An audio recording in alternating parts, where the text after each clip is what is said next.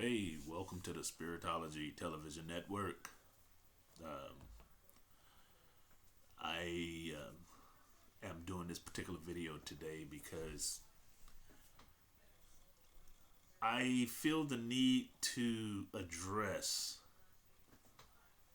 what I perceive to be the state of mind of most people, especially the people in my circle of friends and acquaintances, and the state of mind being fear. We already know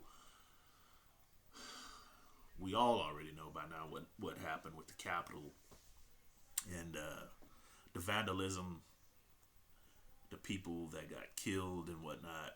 A police officer gets hit in the head, they say with a fire extinguisher, and dies later trying to protect the Capitol. But one of the reasons why the fear is so heightened, as a matter of fact, the main reason why is because of the President of the United States. That's the last person in the country. If you are a citizen of this country, that's the last person you should be afraid of. And apparently, a lot of people are afraid. They're scared because he has a few more days in office. It's like, okay, there's an understanding that he goaded those people to attack his fellow politicians. It was an act labeled as an act of insurrection.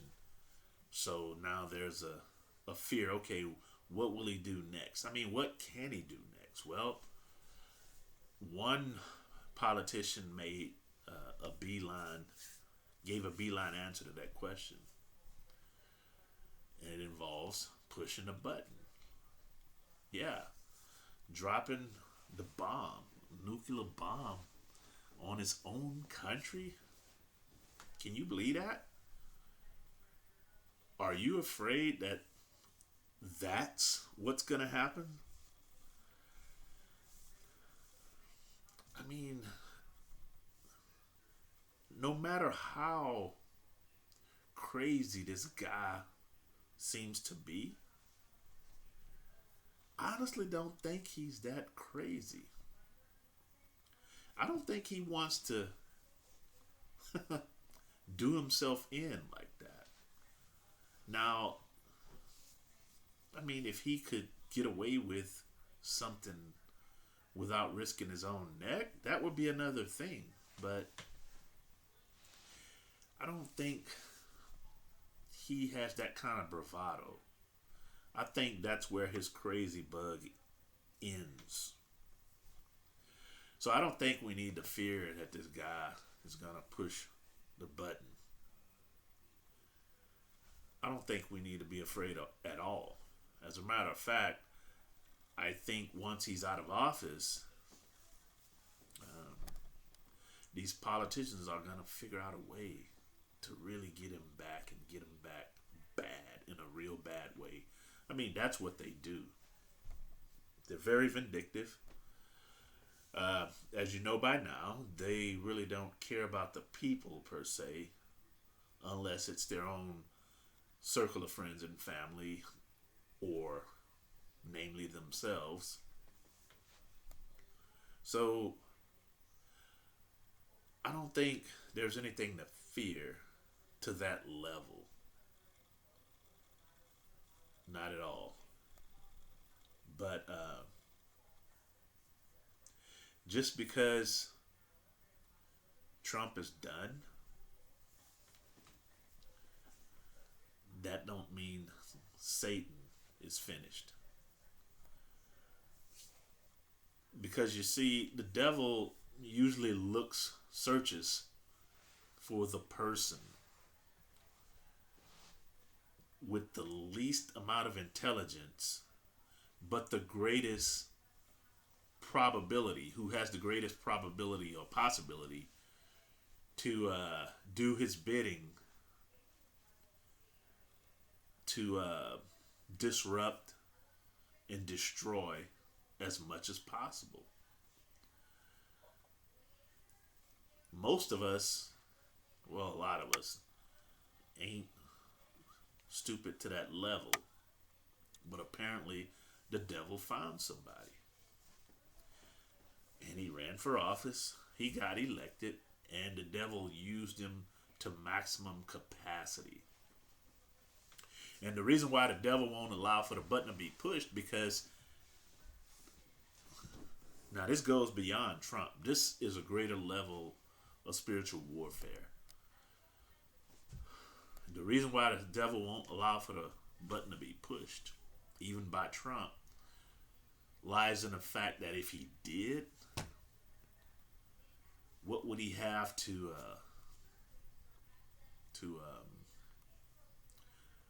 work with?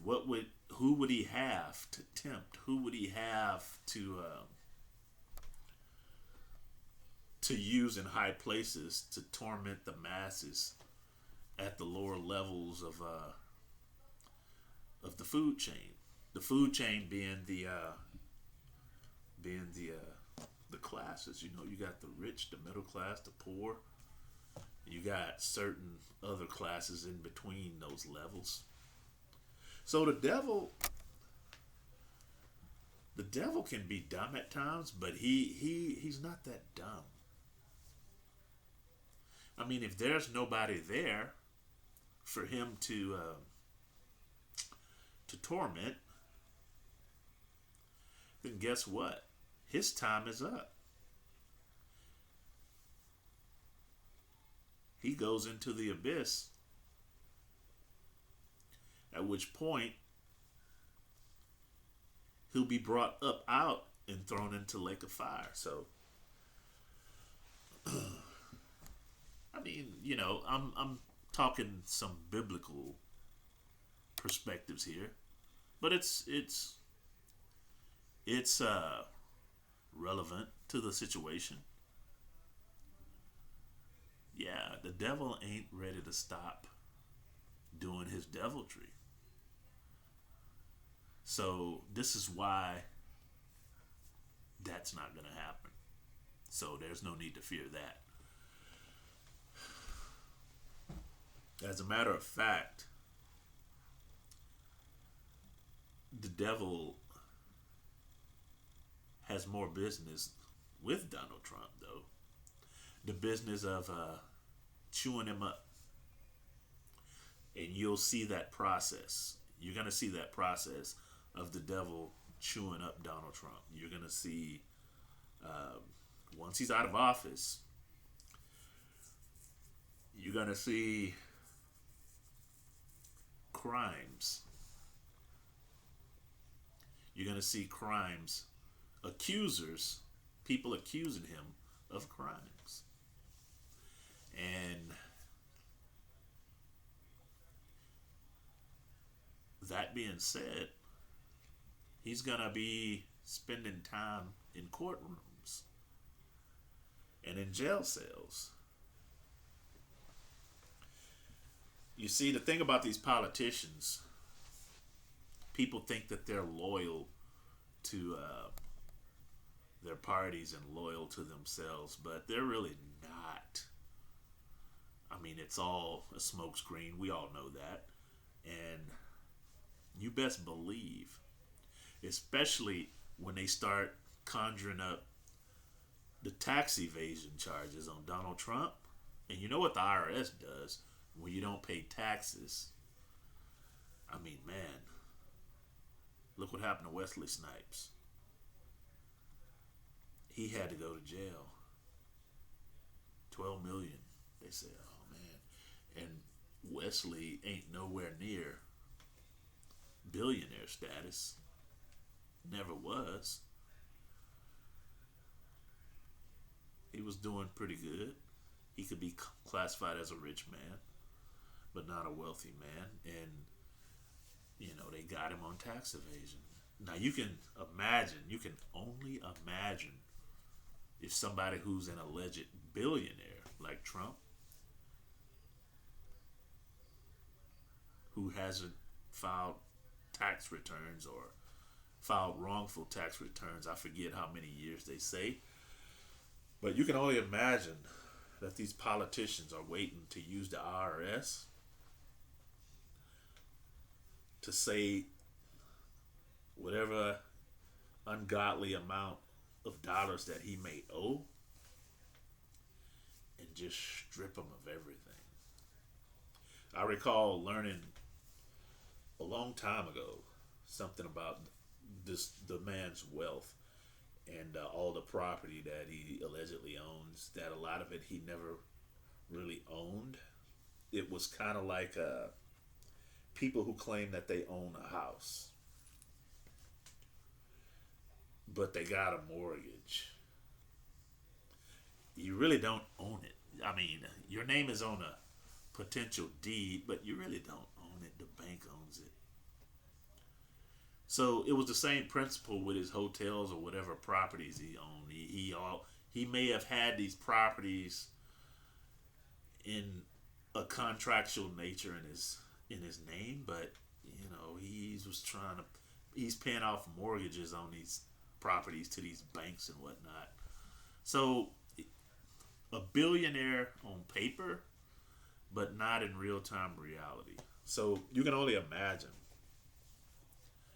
And these politicians, they're greedy and they're vindictive, and they will try to strip this guy of everything he has or whatever they can get from him. And you can best believe it'll be a lot in theory, and claim it in the name of the U.S. government. In theory, to stimulate the economy, but what we all know is that the truth of the matter is that to line their own pockets and pocketbooks. We all know they're all in it for the money, not to serve the people. And this is the process, or part of the process, of what I believe the devil is going to be chewing Donald Trump up, chewing him up. I believe in my heart of hearts, women are going to come forward claiming sexual harassment, and you best believe that Trump's enemies, not only the Democrats, but the Republicans. I mean, let's not forget, he sicked the crowd on the Republicans too. They're his enemies now. You best believe they're going to believe those women, just like what happened with Cosby, just like what happened with Weinstein, just like what happened with Epstein. They're going to believe everything and compound this man's trouble. The devil is going to be chewing for a long time on Donald Trump before he finally spits him out. So,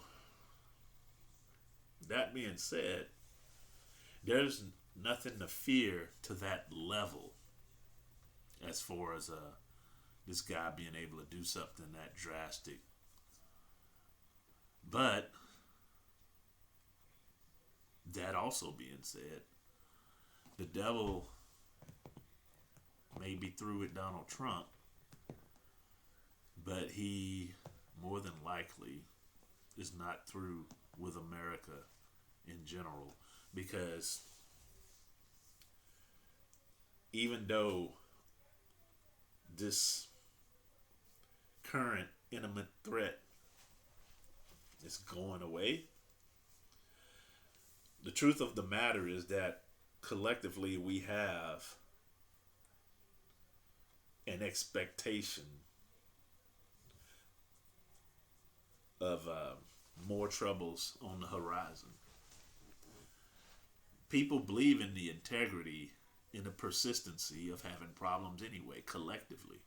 So that being said, after Trump is gone, other puppets will rise up. Other satanic puppets will rise up to do whatever diabolical deed the devil might have in mind. So, consciousness cleansing is in order. We need to figure out ways and methodologies to systematically clear our minds and cleanse our consciousnesses. That's what we need to do. Because if we don't, then guess what? Satan will keep on keeping on. Anyway, thank you for listening. Hope you all are well. Subscribe to the Spiritology Television Network. And God bless.